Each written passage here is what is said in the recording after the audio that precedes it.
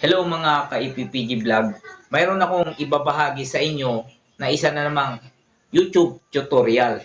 Ito ay kung paano tanggalin ang CPR sa YouTube content. Ituturo ko sa iyo 1 to 10 step na madali lang.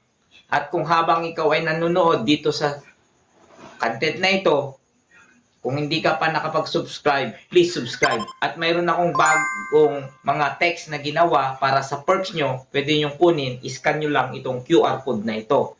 Habang nagtuturo ako, ay naka-plus ito. Simulan na natin guys. So, step 1 tayo guys. Open YouTube Studio, maglagin ka yung YouTube account at buksan mo ang YouTube Studio mo. So, piliin mo lang yan.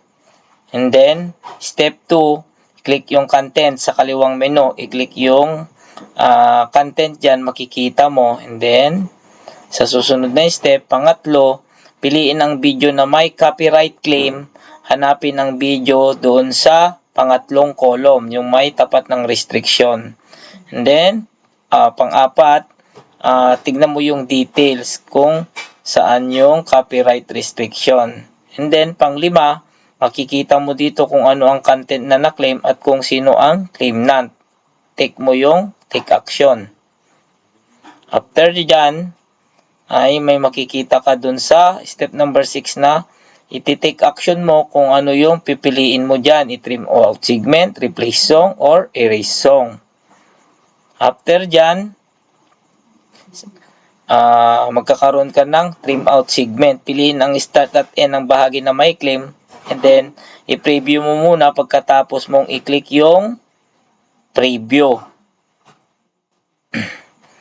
After that, step 8, i-replace mo yung song manggagaling dun sa audio library mo at i-apply mo sa claim segment. Piliin ng music at i-click mo yung replace. And then, after that, yung number 9, erase song. Piliin kung erase song and song lang o i-mute lahat ng sound sa claim segment. For the purpose of tutorial, i-preview mo and then i-click mo yung erase. Yung lastly, yung step 10, itignan mo na yung result. Kung ano yung content na binago mo, i-refresh mo lang para mabago yung copyright at mare-remove ito. So, yun lang guys. So, natutunan natin ang 1 to 10 step kung paano tanggalin ang CPR. Ito ay for tutorial purpose only.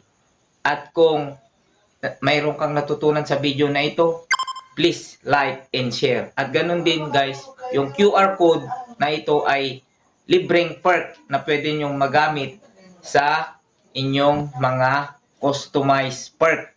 So, pwede nyong i-scan and then nakasip lang ito guys. Yun lang guys. Bye-bye. Maraming salamat.